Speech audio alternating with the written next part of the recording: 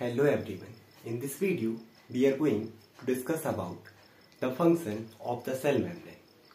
इससे पहले वाली वीडियो में हमने सेल मेम्ब्रेन का स्ट्रक्चर पढ़ा था. In this video, we will discuss about the function of the cell membrane. Okay, so let's start. The first function is the protective function. इसके बारे में हमने पहले भी डिस्कस कर लिया था कि अगर हमारे पास एक सेल है उसके अंदर प्रेजेंट होता है साइटोप्लाज्म. तो जैसे कि हमारी स्किन हमारी बॉडी को प्रोटेक्शन प्रोवाइड करती है, same as the cell membrane give protection to the cytoplasm as well as इस साइटोप्लाज्म के अंदर क्या होता है, कुछ स्मॉल ऑर्गन. एक तो हमारी सेल वैसे इतनी स्मॉल होती है which is the basic unit, but इन सेल के अंदर भी कुछ और स्मॉल ऑर्गन होते हैं जिन्हें हम बोलते हैं organelles. Organelles is a Latin word जिसका मतलब होता है स्मॉल ऑर्गन.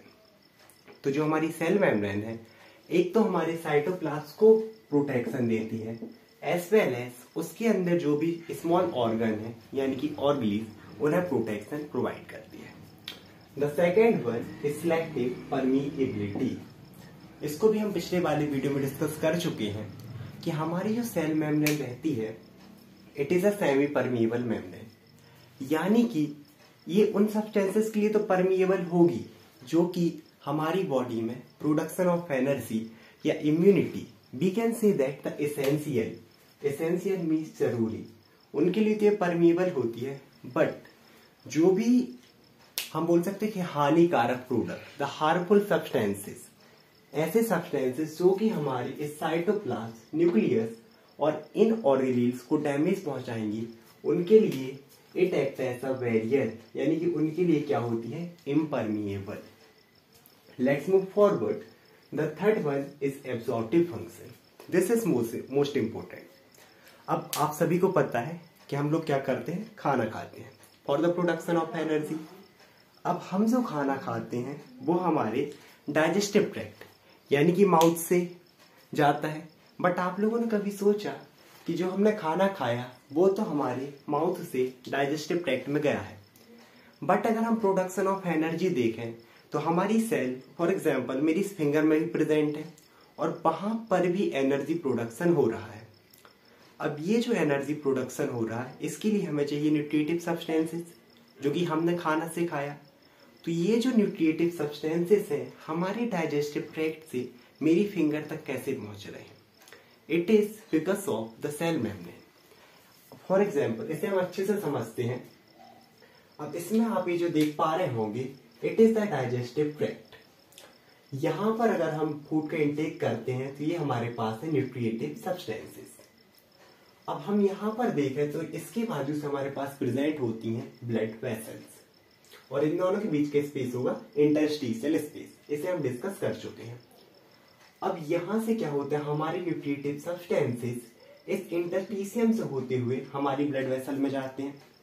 इस डाइजेस्टिव ट्रैक्ट में भी कुछ सेल होती हैं, अभी हम उन्हें डिस्कस नहीं करते, नॉर्मली देख लें. जैसे ही न्यूट्रिएटिव सब्सटेंसेस हमारी ब्लड वेसल में आते हैं, आफ्टर दैट वो फिर से कहां पर जाते हैं, इंटरस्टिशियम में. देन ये इसका एब्जॉर्प्शन किसके थ्रू हो जाता है, सेल मेम्ब्रेन के थ्रू इसका एब्जॉर्प्शन हो जाता है सेल में, और पर्टिकुलरली सेल के अंदर करती है प्रोडक्शन ऑफ एनर्जी. इसे हम आगे और अच्छे से देखेंगे. Now let's move forward. The fourth one is excretory function. इससे पहले भी हम डिस्कस कर चुके हैं कि अगर हम खाना खा रहे हैं तो उसमें से सिर्फ जो वांटेड सब्सटेंसेस हैं वो ही एब्जॉर्ब होते हैं. इसके अलावा जो भी अनवांटेड सब्सटेंसेस रहते हैं हमारी बॉडी उन्हें एक्सपेल्ड आउट कर देती है in the form of urine, in the form of stool, in the form of sweat etcetera. तो ये जो एक्चुअली में एक्सक्रीटरी प्रोडक्ट रहते हैं, हमने जो न्यूट्रिएटिव सब्सटेंसेस लिए थे इसमें ऑक्सीजन भी इंक्लूड रहती है, और यहाँ पर जब प्रोडक्शन होता है तो कुछ मेटाबॉलिक वेस्ट बनते हैं जैसे कि carbon dioxide. Metabolic waste particularly यहाँ पर बनता है CO2. तो ये जो हमारे अनवांटेड सब्सटेंसेस हैं हमारी सेल से बाहर जाते हैं through the cell membrane. Okay, the fifth one is exchange of gases. अब जैसे हमारे लिए खाना नेसेसरी है सेम एज ऑक्सीजन, तब भी एक खाना और पानी का ना भी मिले किसी इंसान को तो 10-12 दिन अपन ज्यादा से ज्यादा लेके चलते तब भी जी लेगा। But without oxygen no one can live more than 1 or 2 hours, 1 or 2 minutes actually. वो ध्यान भी कर ले तो बात अलग है, मूवियों में दिखा देते हैं, ऐसा होता नहीं है। इसके अलावा तो हम क्या देख रहे थे, एक्सचेंज ऑफ गैसेस। अब we all know that we intake oxygen. अब हम जो ऑक्सीजन ले रहे हैं ये तो हम अपने नोज से ले रहे हैं, मुंह से ले रहे हैं। इसके अलावा अब हमारा जो ऑक्सीजन है ये हमारे नोज से हमारे फुट तक, फिंगर तक कैसे पहुंच रहा, ये थोड़ा समझने वाला है। इसमें एक्चुअली में क्या होता है इसे हम अच्छे से समझते हैं। ये हमारे पास एक लंग्स का नॉर्मली डायग्राम है और it is an ideological diagram. सिर्फ समझने के लिए हमारे लंग्स में यह क्या किया, देन ये आते हैं हमारे ब्रोंकाई और इसके जो सबसे स्मॉल स्ट्रक्चर होते हैं these are known as alveoli. हम इन राउंड स्ट्रक्चर को बोलते हैं एल्वियोलाई। अब यहां से हम जैसे ही ऑक्सीजन लेते हैं हमारे पास यहाँ पर ऑक्सीजन आ जाती है फ्रॉम द एनवायरमेंट और इन्हीं के बाजू से प्रेजेंट होती हैं ब्लड कैपिलरीज। इसका ये बड़ा फिगर है, दिस इज एल्वियोलाई। हमारे पास एक्सटर्नल एनवायरमेंट से ऑक्सीजन इसमें आती है और क्योंकि इसके बाजू से प्रेजेंट है ब्लड वेसल तो अब ये जो ऑक्सीजन है हमारी ब्लड वेसल में जाती है और जो हमारी ब्लड वेसल है इसमें प्रेजेंट होता है हीमोग्लोबिन। ये हीमोग्लोबिन ऑक्सीजन को कैरी करता है और हमारी बॉडी की जितनी भी सेल हैं यानी कि लंग्स से लेकर हमारे फिंगर, फुट और other part of the body तक लेके जाता है हीमोग्लोबिन। और उसके बाद अब यहाँ पर जो ऑक्सीजन पर्टिकुलरली हमारी सेल में एंटर करेगी by the help of cell membrane. Okay, so it is responsible for the oxygen enter into the cell through cell membrane. ये तो क्लियर हो गया। The second one is CO2 leave the cell through cell membrane. अब इसे समझते हैं। As I told that कि हम क्या करते हैं, न्यूट्रिटिव सब्सटेंस लेते हैं। अब प्रोडक्शन ऑफ एनर्जी के बाद यहाँ पर बनेंगे वेस्ट प्रोडक्ट, यानी कि अब ये जो CO2 है जैसे ही यहाँ पर एनर्जी प्रोडक्शन में यूज होगा यहाँ से रिलीज होगी कार्बन डाइऑक्साइड।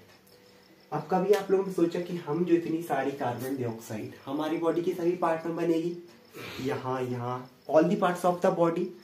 अब ये हमारे बॉडी से बाहर नोज के थ्रू कैसे जाती है, इसमें भी क्या होता है कि जैसे यहाँ पर ऑक्सीजन आई थी इसका जस्ट ऑपोजिट प्रोसेस क्या होती है कि जो CO2 रहेगी ये हमारी ब्लड कैपिलरीज में जाएगी।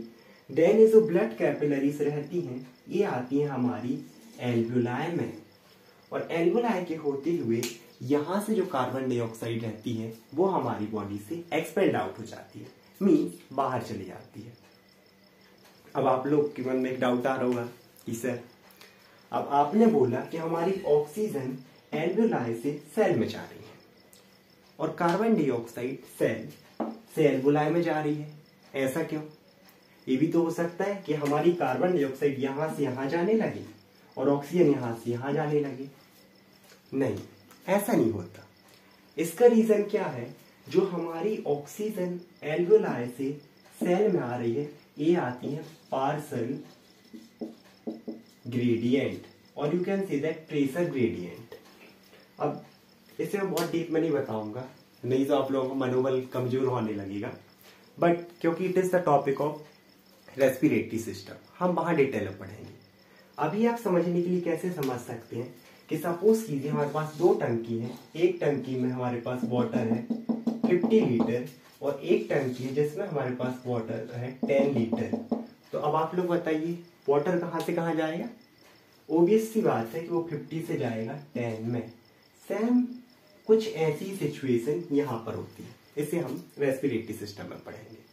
Now let's move forward. The sixth one is maintain the shape of the cell. अब एक्चुअली में क्या होता है कि हमारे सेल के अंदर प्रेजेंट है साइटोप्लाज्म, ऑर्गेनेल्स, बट जो हमारी ह्यूमन बॉडी है इसका स्ट्रक्चर हमेशा ऐसे ही रहता है। Most of the person 99% 2 hands हैं, 2 लेग्स हैं, उसमें ही फिंगर का प्रॉपर स्ट्रक्चर, एनिमल की बॉडी का भी स्ट्रक्चर प्रॉपर रहता है। It is because of the cell membrane, क्योंकि जो सेल मेम्ब्रेन रहती है ये हमारी हर एक सेल के स्ट्रक्चर को मेंटेन करके रखती है। और जब ये सेल मेंटेन रहेगी तो किसका स्ट्रक्चर मेंटेन रहेगा? टिश्यू का, because group of cell is tissue. और जब टिश्यू का स्ट्रक्चर मेंटेन रहेगा तो ऑर्गन का स्ट्रक्चर मेंटेन रहेगा। और अगर ऑर्गन का स्ट्रक्चर मेंटेन है तो ग्रुप ऑफ ऑर्गन सिस्टम। तो सिस्टम का जैसे ही आपका शेप मेंटेन है, सिस्टम से मिलकर बनती है ह्यूमन बॉडी। तो ऐसे करके हमारी जो पूरी बॉडी का स्ट्रक्चर मेंटेन है, it is because of the cell membrane. I hope आप लोगों की वीडियो समझ में आया होगा। Thank you so much everyone.